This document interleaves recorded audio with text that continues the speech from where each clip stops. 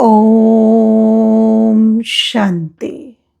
आज हम मीठे बाबा के 17 अगस्त 2026 के मीठे महावाक्य सुनेंगे। प्यारे बाबा, आज हम बच्चों को कहते हैं, मीठे बच्चे, बाप और दादा की भी वंडरफुल कहानी है ना। आज बाबा कहते हैं बाप और दादा की वंडरफुल कहानी है। बाप जब दादा में प्रवेश करे तब तुम ब्रह्मा कुमार कुमारी वर्षे के अधिकारी बनो। कल्प कल्प यही कहानी चलती है। जब ब्रह्मा बाप है ना, निशिव बाबा ब्रह्मा दादा में प्रविष्ट होते हैं तभी हम ब्रह्मा कुमार कुमारी वर्षे के अधिकारी बनते। प्रश्न है, निश्चित ड्रामा को जानते हुए भी तुम बच्चों को कौन सा लक्ष्य अवश्य रखना है? ड्रामा तो निश्चित है लेकिन लक्ष्य भी आवश्यक है। कौन सा लक्ष्य रखना है? पुरुषार्थ कर गैलप करने का, अर्थात विनाश के पहले बाप की याद में रहे कर्मातीत बनने का लक्ष्य अवश्य रखना है। बाबा कहते भर ड्रामा बना बनाया है लेकिन लक्ष्य वर्तमान समय ये लक्ष्य रखना है कि विनाश के पहले बाप की याद में रहे कर्मातीत अवस्था बनाए।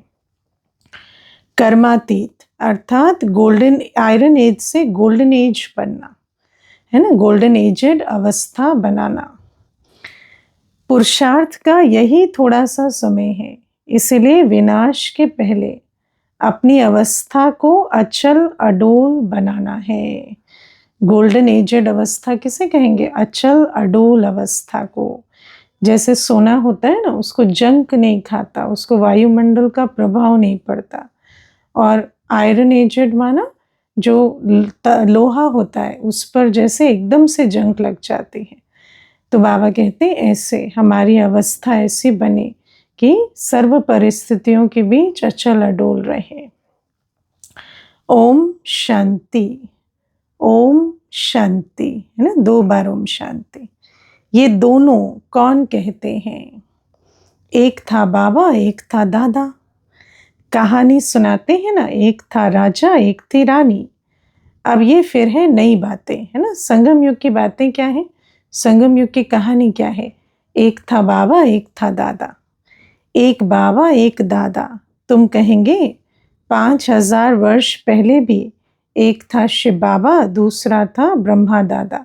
कहानी तो उसी की सुनाते हैं ना जो बीत गई। कहते हैं ना लॉन्ग लॉन्ग अगो। तो लॉन्ग लॉन्ग अगो कहने से समय का मालूम नहीं पड़ता, लेकिन बाबा कहते हैं कि हम तो तिथि तारीख सहित कहेंगे कि 5000 वर्ष पहले भी एक था शिव बाबा, एक था ब्रह्मा दादा। अब शिव के बच्चे तो सब हैं, सभी आत्माएं एक बाप की संतान हैं, वो तो है ही है। ब्रह्मा के बच्चे ब्राह्मण भी थे है ना। 5000 वर्ष पहले भी यही कहानी चली। प्रजापिता ब्रह्मा के संतान ब्रह्मा कुमार कुमारियां थे। तो बाबा कहते 5000 वर्ष पहले भी एक शिव बाबा है जिनकी सर्व आत्माएं बच्चे हैं, और फिर ब्रह्मा बाबा है, और फिर उनके बच्चे ब्रह्मा कुमार कुमारियां भी। ब्रह्मा कुमार बाबा कहते उन्हों को कौन पढ़ाते थे? शिव बाबा। ब्रह्मा कुमार कुमारियों का टीचर कौन? शिव बाबा। प्रजापिता ब्रह्मा के ये ब्रह्मा कुमार कुमारियां ढेर बच्चे हैं ना, एक नहीं है, ढेर बच्चे, इतने सब ब्रह्मा कुमार कुमारियां। ब्रह्मा कुमार कुमारियां मानते हैं कि बरोबर हम शिव बाबा के बच्चे भी हैं और पुत्र भी हैं है ना। साकारी सृष्टि में पुत्र हैं क्योंकि शिव बाबा हमें थ्रू ब्रह्मा बाप वर्षा दे रहे हैं। तो जैसे वो दादा हो गए और हम बाप के द्वारा उनका वर्षा ले रहे, पुत्र। और फिर आत्मा रूप में हम बच्चे भी हैं शिव बाबा के। बच्चे तो है ही, अब पुत्र बने हैं है ना। बच्चे तो सदा हैं, आत्मा का संबंध शिव बाबा से है ही, पिता और बच्चे का। लेकिन संगम युग में हम पुत्र बनते हैं ब्रह्मा द्वारा दादे से वर्षा लेने के लिए। अभी तुमको दादे से वर्षा मिलता है ना।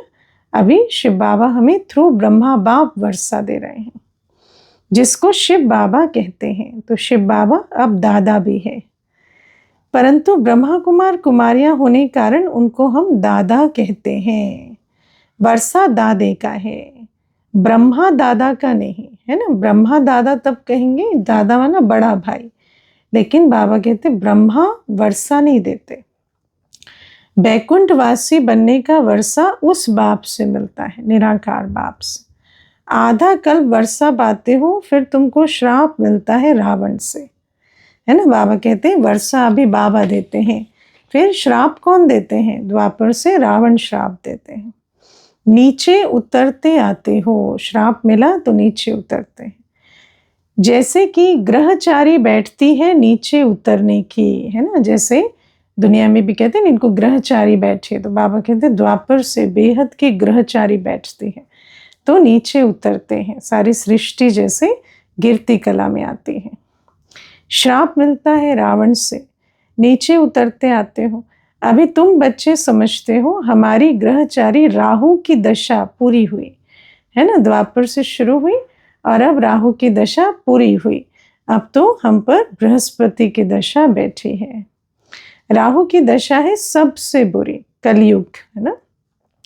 ऊंचते ऊंच बृहस्पति की दशा है, फिर राहु की दशा बैठी तो 5 विकारों के कारण हम काले हो गए, है ना। देखो राहु की दशा कैसे बैठी, जो सब आत्माएं काली हो गई विकारों के कारण। अब फिर बाप कहते दे दान तो छूटे ग्रहण। ये जो कलयुग की राहु की दशा है, ये जो विकारों रूपी दशा बैठी है, ये ग्रहण कैसे छूटेगा, ये ग्रहचारी कैसे छूटेगी? तो बाबा कहते दे दान तो छूटे ग्रहण। किसका दान देना है? विकारों का दान देना है तुम्हारी बात, है ना। ये दे दान तो छूटे ग्रहण, ये वास्तव में संगम युगी ब्राह्मणों की बात है कि शिव बाबा ने कहा अब दे दान तो ये बेहद का ग्रहण छूटे। उन्होंने फिर सूर्य चंद्रमा का ग्रहण समझ लिया है। जब ग्रहण लगता है तो दान मांगते हैं, बाबा कहते वो यादगार में होता है। यहाँ बाप तुमको कहते 5 विकारों का दान दो तो ग्रहचारी उतर जाएगी, है ना। दान की विधि क्या है? दान देकर वापस नहीं लेते, तो बाबा से बाबा को दान दे दो 5 विकार, तो ये कलयुग की ग्रहचारी उतर जाएगी। इन विकारों से ही तुम पाप आत्मा बने हो, और उसमें भी मुख्य है देह अभिमान, है ना, क्योंकि देह अभिमान के बाद ही सब विकार आते हैं। पहले ऐसे सतो प्रधान थे, कैसे? तो ब्रह्मा बाबा जो मुरली चलाते थे, है ना, शिव बाबा ब्रह्मा मुख से मुरली चलाते थे, तो बाजू में श्री लक्ष्मी नारायण का चित्र होता था, तो बाबा दिखा कर कहते तुम ऐसे सतो प्रधान थे। फिर सतो रजो तमो बने हो, 84 जन्म लिए हैं। ये तो पक्का निश्चय है, बरोबर देवताएं ही 84 जन्म लेते हैं। ये तो पक्का निश्चय है ना, क्योंकि अब तो हमारी बुद्धि में आदि मध्य अंत का ज्ञान आ गया है, तो पता है कि जो पहले पहले आते हैं देवताएं, वही पूरे 84 जन्म लेते हैं। पहले उन्हों को ही मिलना चाहिए बाप से, क्योंकि चक्र हूबहू रिपीट होता है। तो जो आदि में देवता बने थे वही आएंगे फिर से वर्षा लेने पहले पहले। गाया भी जाता है, आत्माएं परमात्मा अलग रहे बहुकाल, सुंदर मेला कर दिया जब सतगुरु मिले दलाल। तो ये किसके लिए गायन है? बहुत काल, सबसे ज्यादा काल कौन अलग रहते? देव आत्माएं परमात्मा से अलग रहते। तो जब मेला लगता है, जब शिव बाबा आकर परमात्मा मिलन का ये मेला लगाते हैं, स्वयं से स्वयं को मिलाते हैं, तो बाबा कहते हैं वही जो बहुत काल की बिछड़ी हुई आत्माएं हैं, जो पहले पहले आए स्वर्ग में सतयुग में, वही आकर बाबा से मिलते हैं। बाप कहते पहले पहले तुमको सतयुग में भेजा था, फिर अभी तुम ही आकर मिले हो, क्योंकि जो बहुत काल से अलग है वही आकर जब सतगुरु दलाल बनकर आते हैं, स्वयं से स्वयं मिलाते हैं, तब वो आत्माएं आकर मिलती हैं। आगे तो सिर्फ गाते थे, उनका यथार्थ अर्थ अभी बाप बैठ समझाते हैं। बाबा हमें कहते हैं ना, मैं तुम्हें हर बात का अर्थ समझाता हूँ, शास्त्रों का, कहावतों का, गीतों का, सभी वेद शास्त्र, जप तप स्लोगन आदि जो भी हैं, सबका सार बाप बैठ समझाते हैं। चक्र तो बिल्कुल सहज है ना, चक्र समझना तो बिल्कुल सहज है। अभी कलयुग और सतयुग का संगम है ना, 4 युग है, ये संगम है। लड़ाई भी सामने खड़ी है, ये भी तुमको निश्चय है, सतयुग की स्थापना होती है। कलयुग में जितने भी हैं उन सब के शरीर खलास हो जाएंगे, है ना। अब हमें निश्चय है, ज्ञान बुद्धि में बैठ गया है, निश्चय है ड्रामा पर। बाबा कहते हैं ना, आत्मा बाबा ड्रामा और परिवार पर निश्चय। तो ड्रामा पर निश्चय हुआ है। किस किस को ड्रामा पर पूरा निश्चय है? ड्रामा के ज्ञान पर। कि बाबा कहते हैं अभी कलयुग और सतयुग का संगम है, लड़ाई सामने खड़ी है ना। जिसको निश्चय है वो तो बिल्कुल तैयार रहेंगे, है ना। लड़ाई से पहले कर्मातीत अवस्था बनाने का पुरुषार्थ करेंगे। ये भी तुमको निश्चय है, सतयुग की स्थापना होती है। जिनको निश्चय है वो तो सतयुग के लिए दैवी संस्कारों की तैयारी करेंगे। कलयुग में जितने भी हैं उन सब के शरीर खलास हो जाएंगे, तो मोहजीत बन गए। हाँ, निश्चय है तो जो खलास होने वाले हैं उनसे दिल हट जाती है। बाकी आत्माएं पवित्र बन हिसाब किताब चुकतो कर कर जाएंगी। तो बाबा कहते हैं हमें तो हिसाब किताब योग बल से चुकतो कर देना है। ऐसा ना हो सजाएं खानी पड़े, क्योंकि सजाएं खाएंगे तो पद भी भ्रष्ट हो जाएगा। तो ड्रामा के ज्ञान पर निश्चय है, यानी ये चेक करना। ये सब के क़यामत का समय है, आत्माएं शरीर छोड़ चली जाएंगी। ये तुम्हारी बुद्धि में अभी है। किनकी बुद्धि में रहेगा? जो ड्रामा के ज्ञान पर निश्चय रखते हैं। जब तक हम कर्मातीत अवस्था को पाएं तब तक संगम पर खड़े हैं, है ना। जब बच्चे तैयार हो जाएंगे तो सृष्टि सतयुगी बन जाएगी, तब फिर संगम खत्म, सतयुग स्थापन हो जाएगा। एक तरफ है करोड़ों मनुष्य, दूसरे तरफ हो सिर्फ तुम थोड़े से, है ना। क्योंकि करोड़ों तो रावण मत पर है और हम हैं श्रीमत पर। तुम्हारे में भी कितने हैं जो निश्चय बुद्धि होते जाते हैं, है ना। निश्चय हमारे में भी नंबरवार है, सब एक जैसे निश्चय बुद्धि नहीं है। निश्चय बुद्धि विजयंती, है ना। बाबा के बच्चे तो बने, पर विजयंती कौन होंगे? जो निश्चय बुद्धि है। फिर जाकर विष्णु के गले की माला बनेंगे, क्योंकि विजयंती बनेंगे तो विजयंती माला में पिरोए जाएंगे। विजयंती माला माना विष्णु के गले की माला। एक है रुद्राक्ष की माला, है ना, जिसको रुद्र माला कहेंगे, वो है परम धाम में सर्व आत्माओं की माला। दूसरी है रुंड माला, माना विजयंती माला, जिसमें चेहरे बनाए हैं। तो बाबा कहते हैं वो है सतयुग, जो राज्य करेंगे स्वर्ग में, उनकी माला। उस रुंड माला में छोटी छोटी शक्ल होती है, ये निशानी है ना, साकार की निशानी है। ये साकारी की माला है राज्य करने वालों की। हम आत्माएं ही आकर फिर बाप के गले की माला के दाने बनेंगे, फिर यहाँ आएंगे नंबरवार, है ना। पहले जाएंगे रुद्र माला में पिरोएंगे परम धाम में, फिर यहाँ आएंगे नंबरवार। माला 8 की भी है, 108 की भी है, 16,108 की भी है, क्योंकि साकारी सृष्टि में नंबरवार है। तो बाबा कहते हैं अब 16,000 है या 5-10 हजार है, उनका कोई हिसाब नहीं निकाला जाता।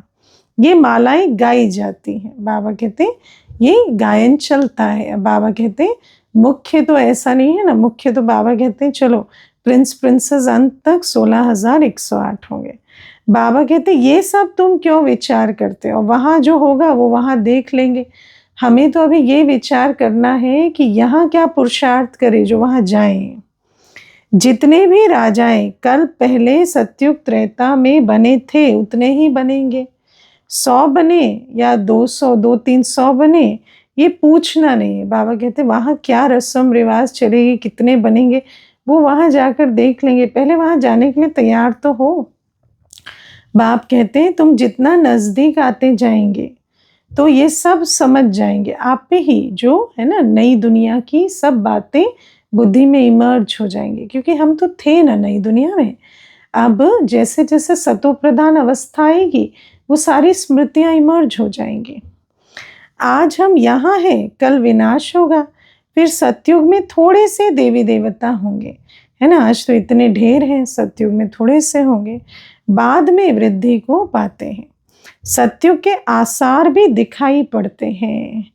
बाकी लाखों जाकर रहेंगे, फिर लाख रहे व 9-10 लाख रहे, एक्यूरेट नहीं कह सकते। बाबा कहते कोई ऐसे नहीं कि कोई गिन कर वहाँ पर ऐसे कहेंगे कि 9 लाख रहेंगे, 10 लाख रहेंगे।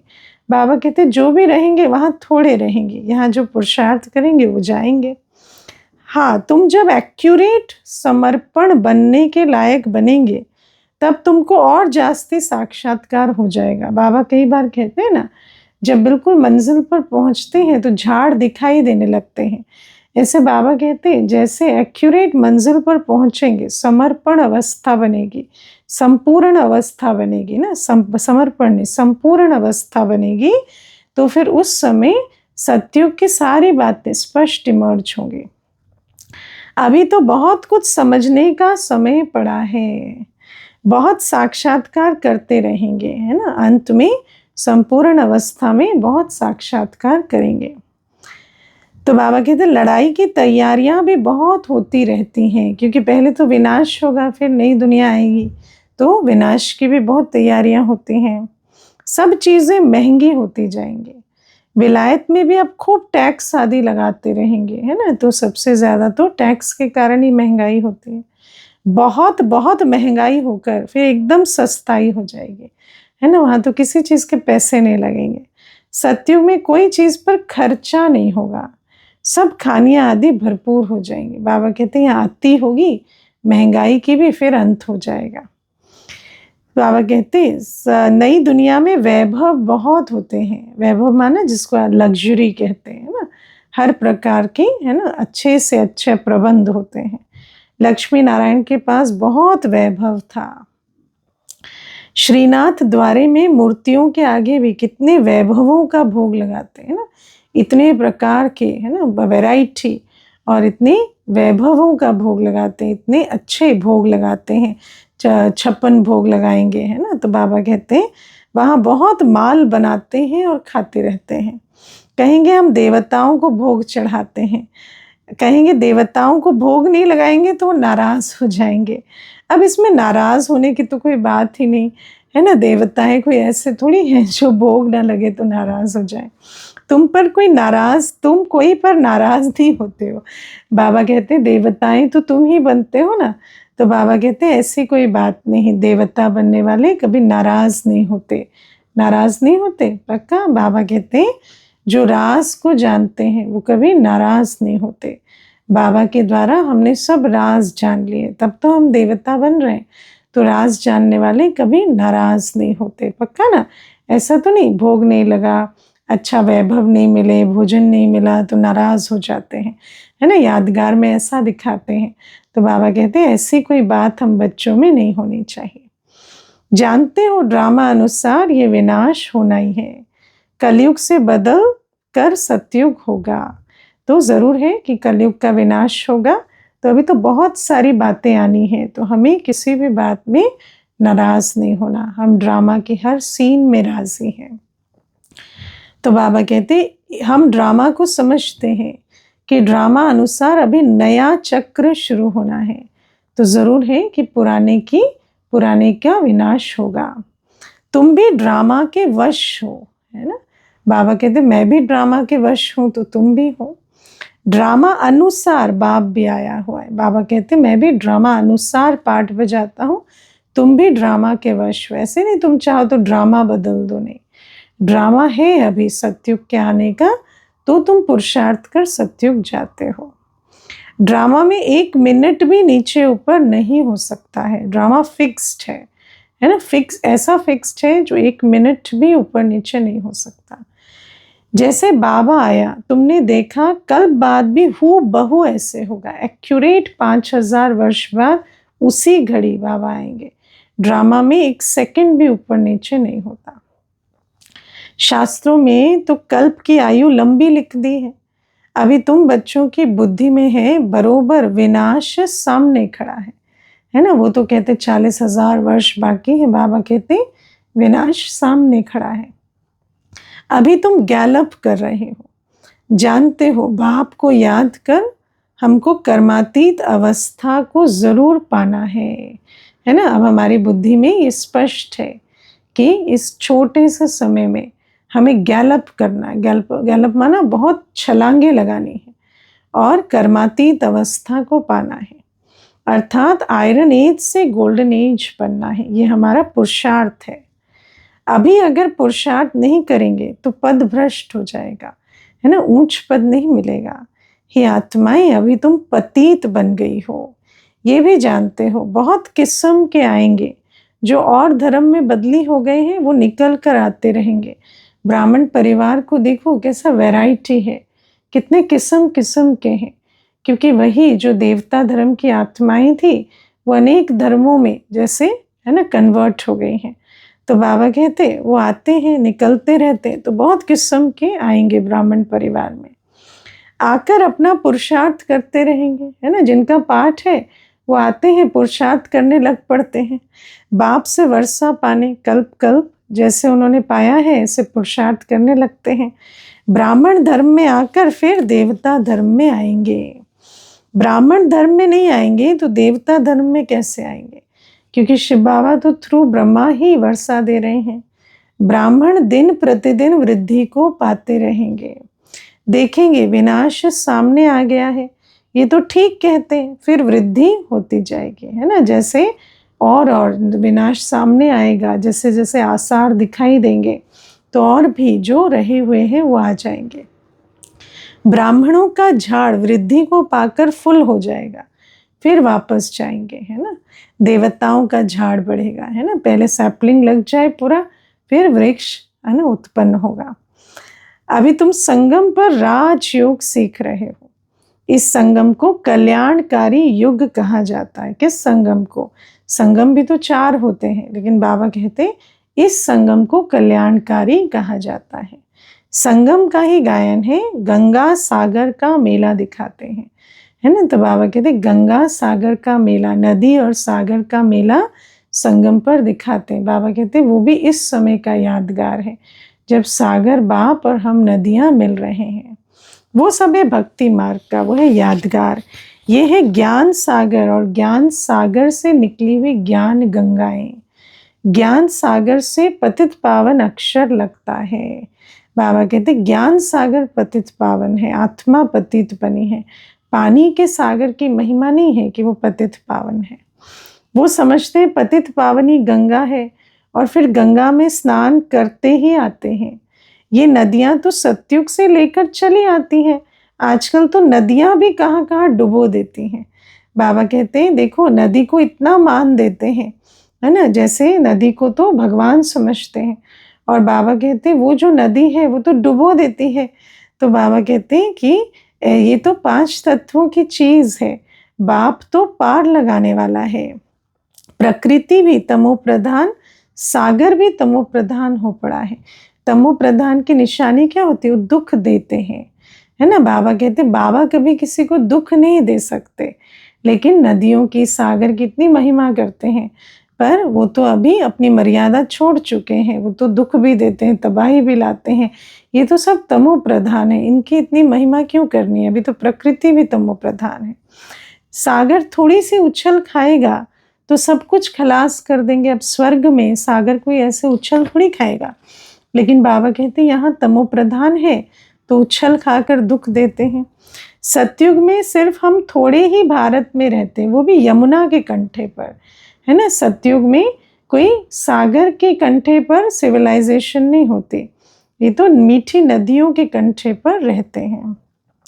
दिल्ली परिस्तान थी फिर बननी है। सतयुग में थोड़ी ही जीवात्माएं रहती हैं, फिर धीरे धीरे आते जाते हैं। अभी है कलयुग का अंत, कितने ढेर मनुष्य हो गए हैं, बेहद का नाटक है ना। सोचो इतना बड़ा नाटक जिसमें इतने एक्टर्स हैं, बेहद का नाटक यहाँ चल रहा है, जिसको अच्छी रीति समझना है ना। बाबा कहते इतना बेहद का नाटक भी बाबा जैसे हमें बुद्धि में उसका ज्ञान धारण करा देते हैं, उसके स्क्रिप्ट समझा देते हैं।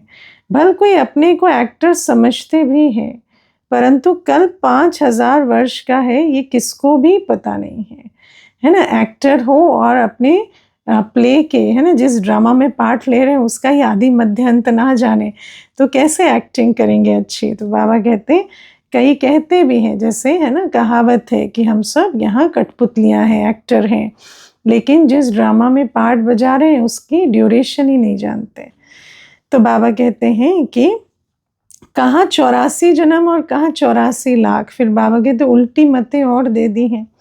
अभी तुम रोशनी में हो, तुमको रोशनी माने ज्ञान प्रकाश, तुमको बाप से वर्षा मिलता है ना। सबसे पहले तो ज्ञान का वर्षा बाबा ने दिया तो रोशनी मिला है। कहते भी ना तमसो माँ ज्योतिर्गमय, अंधेरे से प्रकाश में ले जाओ। तो बाबा ने ज्ञान का वर्षा दिया पहले। बाप कहते मन मना भव, है ना, बाबा रास्ता बताते हैं कैसे पावन बन पावन दुनिया का मालिक बने। तो मूल मंत्र है मन मना भव, बाबा को याद करो, बाप को याद करना है। शिव भगवान उवाच, भगवान की महिमा में और देवताओं की महिमा में बहुत फर्क है ना। बाप की महिमा क्या है, ज्ञान सागर, पतित पावन, सदगति दाता, और देवताओं की महिमा है सर्वगुण संपन्न, 16 कला संपूर्ण। तो बाबा कहते हैं फर्क है बहुत। बाप जो नई रचना रचते हैं उनकी महिमा है सर्वगुण संपन्न, 16 कला संपूर्ण, संपूर्ण निर्विकारी, मर्यादा पुरुषोत्तम, अहिंसा परमो धर्म। अभी तुम ऐसे बन रहे हो, है ना, देवता हम बनते हैं, बाप बनाने वाला, हम बनने वाले। बाप की महिमा और इनकी महिमा में रात दिन का फर्क है। ये राजयोग है ना, बनाने वाले की महिमा और बनने वाले की महिमा तो अलग अलग होगी ना। ये राजयोग है ना, राजयोग माना जिस योग से हम सच सच राजाओं का राजा, देवता बनते हैं। गाया भी जाता है भगवान राजयोग सिखलाते हैं, तो देवताएं राजयोग सीख कर देवता बनते हैं और भगवान सिखलाने वाला है, वो है निराकार। तो जरूर निराकार से साकार में आना पड़े, सिखलाएं कैसे, है ना। भगवान की इतनी महिमा है तो जरूर आना पड़े। उनका जन्म दिव्य अलौकिक है और किसका दिव्य जन्म नहीं गाया जाता, है ना। बाबा का जन्म भी वंडरफुल, दिव्य अलौकिक। कैसे बाबा ब्रह्मा बाबा के ललाट में बैठते हैं आकर, है ना, भ्रिकुटी पर। तो बाबा कहते हैं ये भी बच्चों को समझाया है। एक होता है लौकिक बाप, दूसरा है पारलौकिक बाप जिसको ही भगवान कहे याद करते हैं, और तीसरा है अलौकिक बाप, ये फिर वंडरफुल बाप है ना। ब्रह्मा बाबा भी अलौकिक वंडरफुल बाप है। जब पारलौकिक बाप बच्चों को एडॉप्ट करते हैं तो बीच में ये अलौकिक आ जाता है ना। ब्रह्मा बाबा भी वंडरफुल बाप है ना। शिव बाबा ब्रह्मा बाबा के थ्रू अडॉप्ट करते हैं, इसीलिए ब्रह्मा बाबा भी बीच में अलौकिक पिता बनते हैं, है ना। साकार पालना के निमित्त बनते हैं। पालना देते तो शिव बाबा है, सर्व खजाने शिव बाबा देते हैं, लेकिन साकार इंस्ट्रूमेंट निमित्त ब्रह्मा बाप बनते हैं। जब पारलौकिक बाप बच्चों को एडॉप्ट करते हैं तो बीच में अलौकिक आ जाता है। प्रजापिता ब्रह्मा के कितने ढेर बच्चे हैं। बाबा कहते शिव बाबा आकर ब्रह्मा द्वारा तुमको अपना बनाते हैं। कितने ब्रह्मा कुमार कुमारियां बनते हैं। लौकिक बाप को तो करके 8-10 बच्चे होंगे, है ना, ज़्यादा से ज़्यादा कितने हो जाएंगे। अच्छा, शिव बाबा भी है पारलौकिक बाप, शिव बाबा को तो इतने बच्चे, सर्व आत्माएं, है ना, उनके तो अनेक बच्चे हैं। सभी आत्माएं कहती हैं हम सब ब्रदर्स हैं। तो ब्रदर्स किस नाते हैं, एक पिता की संतान है इसलिए ना, तो पिता एक है, सब ब्रदर्स हैं, है ना। सब जाने ना जाने उस पिता को कहते हैं हम वी आर ऑल ब्रदर्स। तो इसका मतलब सब सारे विश्व की आत्मा एक पिता के बच्चे।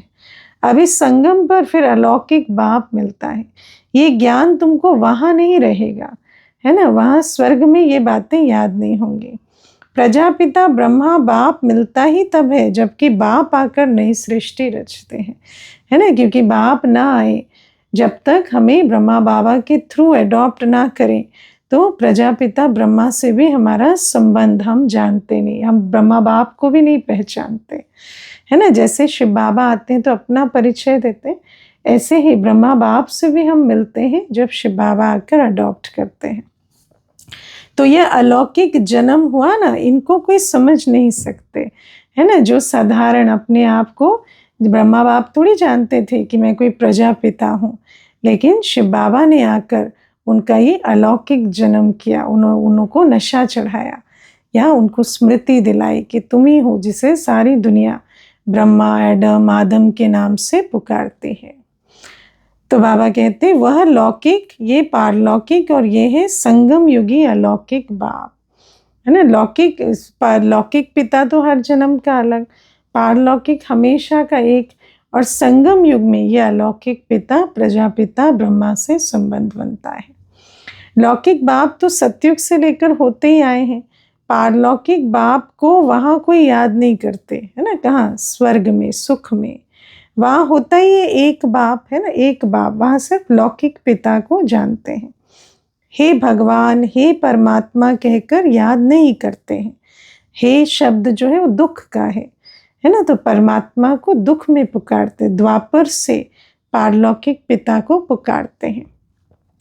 फिर द्वापर में जब भक्ति मार्ग शुरू होता है तो दो बाप हो जाते हैं, क्योंकि फिर लौकिक पिता होते भी हे शिवा, हे परमात्मा, हे परम पिता पुकारते हैं।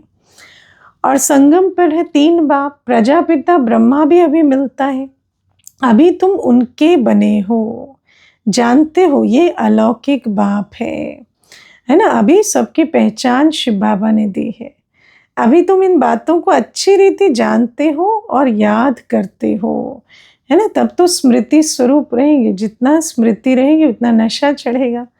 अपने को एक लौकिक पिता का भी कितना नशा होता है ना। कहते तुम्हें पता नहीं मेरा पिता कौन है, और बाबा कहते हैं अब तो हमारा पारलौकिक बाप भी मेरा हो गया, अलौकिक पिता की पालना भी मिल रही है। तो बाबा कहते अभी तुम जानते हो और याद करते हो। अपने को आत्मा समझ बाप को याद करो। सतयुग में याद करने की दरकार ही नहीं, दुख में पारलौकिक बाप का सब सिमरन करते हैं, इसीलिए गायन है दुख में सिमरन सब करें। ये तो बिल्कुल सहज बात है। सतयुग त्रेता में एक बाप होता है, द्वापर में दो बाप होते हैं। इस समय तुम अलौकिक बाप के बच्चे बने हो, जिस द्वारा तुम वर्षा लेते हो। तुम बच्चे ही ब्राह्मण बनते हो, जो फिर देवता बनेंगे। बाबा कहते कल्प कल्प ब्राह्मण बन देवता बनने का पाठ तुम्हारा है। वैसे तो सब बच्चे बाबा के बच्चे हैं, लेकिन ब्राह्मण सो देवता बस थोड़े ही बनते हैं कल्प कल्प, है ना। हर आत्मा का पाठ अलग अलग है। विनाश भी तुम्हारे को ही देखना है। जो तुम इन आँखों से देखेंगे, बॉम्ब्स छोड़ेंगे, है ना। बाबा कहते हैं आंखें सब कुछ देखेंगे, है ना। इन आँखों का पाठ भी क्या है? बाबा को देखा, अलौकिक पिता को देखा, है ना, ब्राह्मण परिवार को देखा, और अब विनाश भी देखेंगे। मनुष्य तो मरेंगे ना। बाबा कहते इतने सब शरीर छूटेंगे, तब तो आत्माएं घर जाएंगी, तो विनाश तो निमित्त बनेगा उसके। जापान में भी बॉम्ब छोड़ा, देखा ना कैसे मनुष्य मरे। अब यहाँ लड़ाइयाँ लगती जाती हैं ना। बाबा कहते देखो चारों तरफ आज क्या लगा पड़ा है।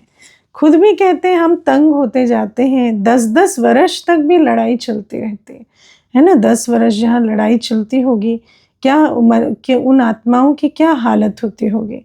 बॉम्ब्स में तो चपटी में, सेकंड में सब खलास हो जाएगा। अब तो ऐसे बॉम्ब्स बन रहे हैं, चिंगारी लगती है तो शहर नष्ट हो जाते हैं।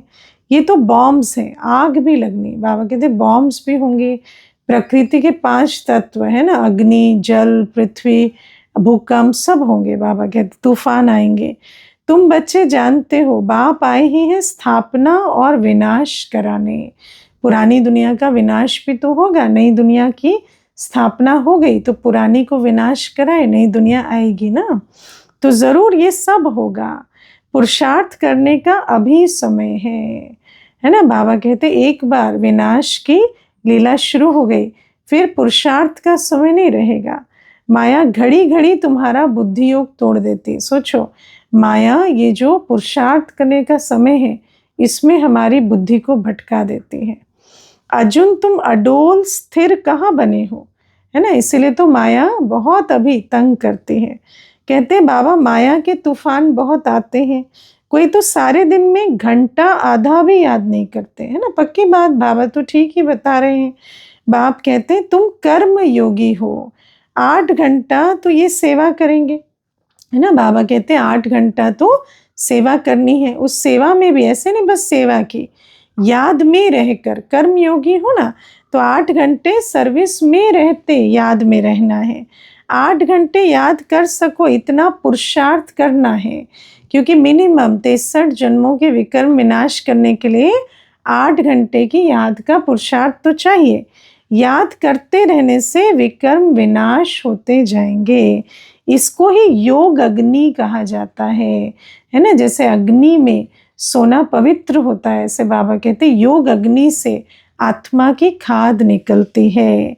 ये है मेहनत, ये मेहनत है ना, कि कितना भी माया बुद्धि को भटकाए पर बुद्धि को एकाग्र कर, फिर एकाग्र कर, 8 घंटा याद में रहना। गृहस्थ व्यवहार में रहते हुए सिर्फ याद करना है। बाबा कहते कोई गृहस्थ व्यवहार नहीं छोड़ना, कुछ नहीं करना, कोई जंगल नहीं जाना, बस मेहनत है याद की। ये भी बाबा बतलाते हैं कि जिन्होंने गृहस्थ छोड़ा, बच्चे बने हैं, वो भी इतना याद नहीं करते हैं, है ना। बाबा कहते हैं मेहनत तो सबके लिए बराबर है, चाहे गृहस्थ छोड़ो चाहे गृहस्थ में रहो, याद करेंगे तो विकर्म विनाश होंगे। घर में रहने वाले और ही जास्ती याद करते हैं, क्योंकि घर में रहने वालों को तो लगता है कि हमें मेहनत पड़ेगी। जिन्होंने छोड़ दिया वो कई बार मिथ्या अभिमान में भी आ जाते हैं, हम तो बाबा के हैं ही, बन ही गए हैं, तो याद की मेहनत नहीं करते। अर्जुन और भील का भी मिसाल देते हैं ना, कि अर्जुन तो डायरेक्ट सीखते थे पर भील आगे चला गया क्योंकि उसको लगन ज्यादा थी। मेहनत है बाप को याद करना और चक्र को समझना है। बाबा कहते जो करेगा सो पाएगा, चाहे अंदर रहो चाहे बाहर। महाभारत लड़ाई भी जरूर लगेगी, सतयुग में थोड़ी लगेगी, तो महाभारत लड़ाई का गायन है तो जरूर अभी अंत में लगेगी। तो तुम बच्चों को अंधों की लाठी भी बनना है, सबको रास्ता बताना है कि बाप को याद करो और चक्र को याद करो, खुद करना भी है और रास्ता भी बताना है। स्वदर्शन चक्रधारी बनो। अच्छा, मीठे मीठे सिक्के लधे बच्चों प्रति माता पिता बाप दादा का याद प्यार और गुड मॉर्निंग। रूहानी बाप की रूहानी बच्चों को नमस्ते। हम रूहानी बच्चों की मीठे मीठे सिक्के लधे माता पिता बाप दादा को याद प्यार, गुड मॉर्निंग और नमस्ते। ओम शांति।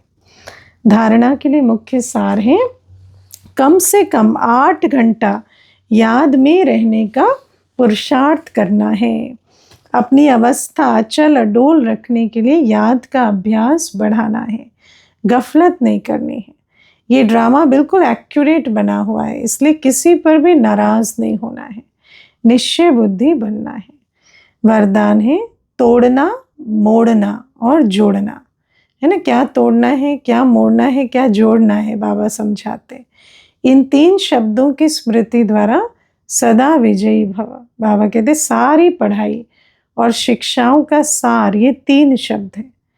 कर्म बंधन तोड़ने हैं, अपने संस्कार स्वभाव को मोड़ना है, और एक बाप से सर्व संबंध जोड़ने हैं।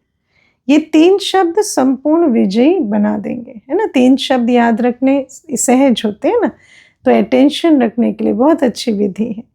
इसके लिए सदा यही स्मृति रहे कि जो भी इन नैनों से विनाशी चीजें देखते हैं वो सब विनाश हुई पड़ी है ना। ये अगर अवस्था मजबूत है ना वे बेहद के वैराग की, कि जो कुछ इन 2 आंखों से देख रहे विनाश हुआ पड़ा है, तो तोड़ना जोड़ना, तोड़ना मोड़ना और जोड़ना सहज हो जाएगा।